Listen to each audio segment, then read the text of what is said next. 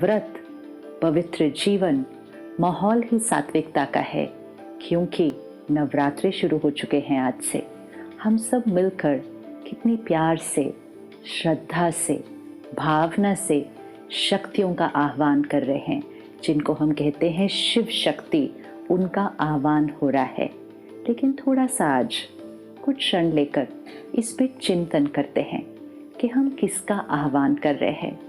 उन्हें हम शक्ति भी कहते हैं, उन्हें हम माँ भी कहते हैं, उनको हम अस्त्र शस्त्रों के साथ दिखाते हैं और उनके ही चरणों में हम असुर भी दिखाते हैं।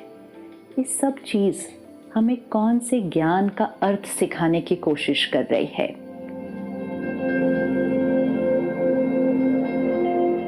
देवी का चित्र और चरणों में असुर।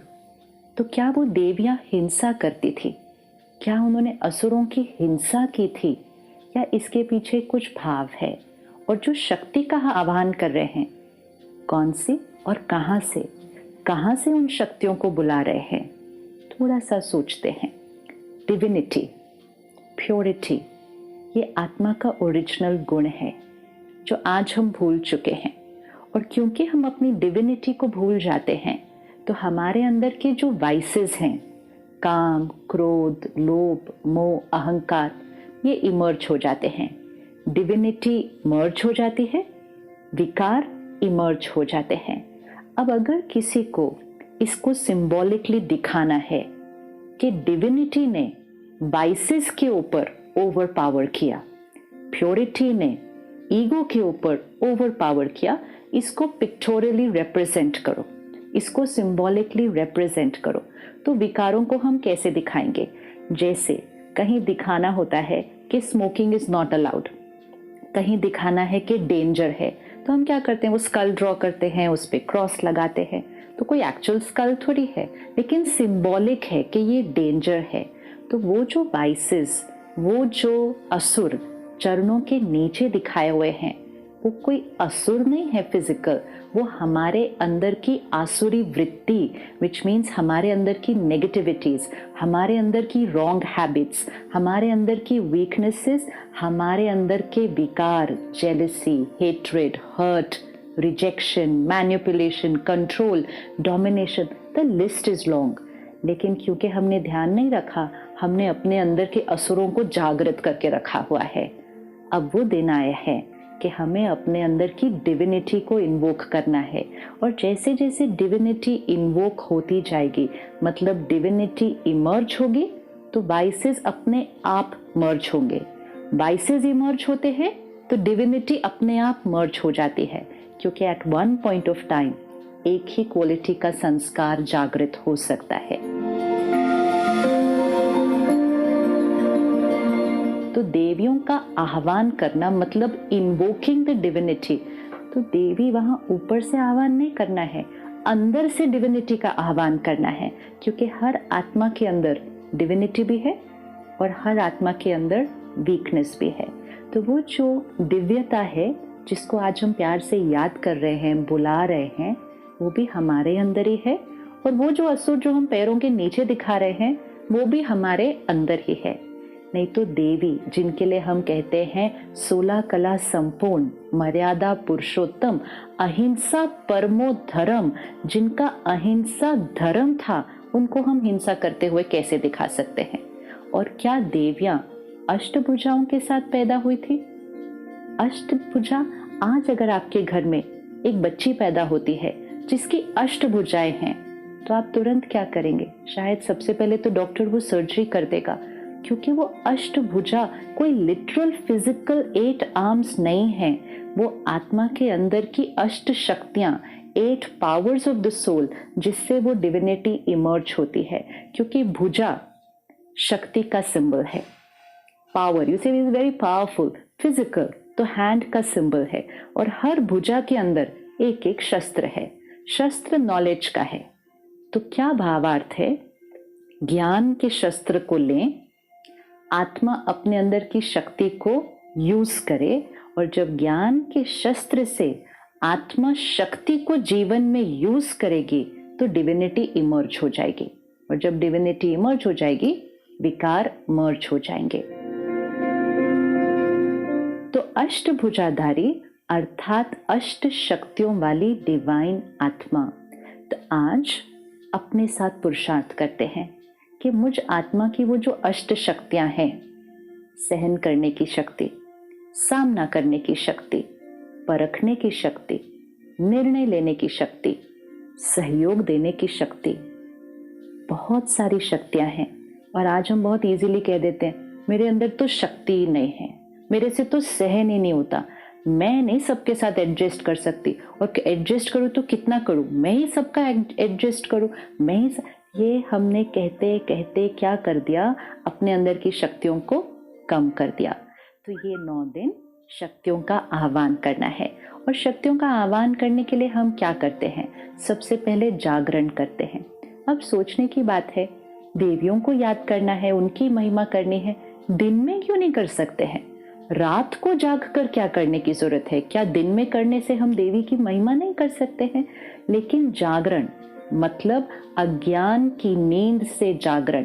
तो जब इस सृष्टि पर कलयुगी अंधकार है, अज्ञान, इग्नोरेंस, डार्कनेस, जब अज्ञान है तब अवेकनिंग की जरूरत है।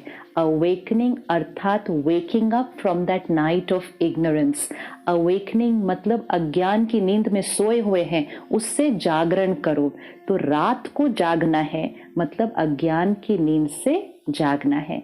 तो रात को जाग के डिविनिटी का आह्वान करना है। फिर हम ये 9 दिन व्रत करेंगे। अब क्या व्रत सिर्फ खाने पीने की चीजों का करना है? व्रत मतलब प्लेज, भाव लेना कि मुझ आत्मा ने ये करना है। लेकिन अब हम इस 9 दिनों में व्रत को थोड़ा और गहराई से लेते हैं कि सिर्फ खाने पीने का नहीं, साथ साथ व्रत लेते हैं कि हम 9 दिन गुस्सा नहीं करेंगे, हम शांत रहेंगे, हम 9 दिन पर चिंतन नहीं करेंगे, किसी के बारे में कोई गलत बात यहाँ से वहाँ फैलाएंगे नहीं, हम 9 दिन सुबह जल्दी उठकर ध्यान करेंगे, मेडिटेशन करेंगे, हम 9 दिन कोई गलत चीज़ न खाएंगे न पिएंगे। व्रत तो बहुत सारे हैं करने के लिए, लेकिन व्रत लेना है क्योंकि व्रत करने से आत्मा की शक्ति बढ़ती है। Because we start living a life of discipline and discipline increases will power. तो एक हम जागरण करते हैं, दूसरा हम व्रत करते हैं, तीसरा सात्विक अन्न। 9 दिन प्याज लहसुन के बिना सात्विक भोजन बनाया जाता है। डिविनिटी एंड सात्विकता गोज टुगेदर। इसका मतलब अगर तामसिक भोजन खाएंगे तो डिविनिटी इमर्ज नहीं हो सकती है।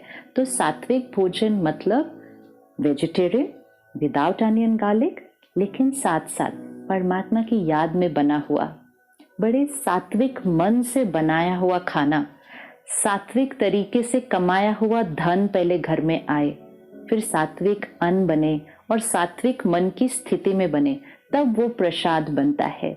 तो सात्विक अन्न जब खाना शुरू कर ही रहे हैं तो साथ साथ ये भी सोच लीजिए कि सिर्फ 9 दिन क्यों? क्या डिवाइन लाइफ सिर्फ 9 दिन चाहिए? त्योहार आते हैं हमें जीवन जीने का तरीका सिखाने के लिए कि जो चीज हम 9 दिन करेंगे वो हम जीवन भर भी कर सकते हैं। लेकिन इस 9 दिन में ध्यान रखना कि प्रतिज्ञा सिर्फ यहाँ से नहीं करनी।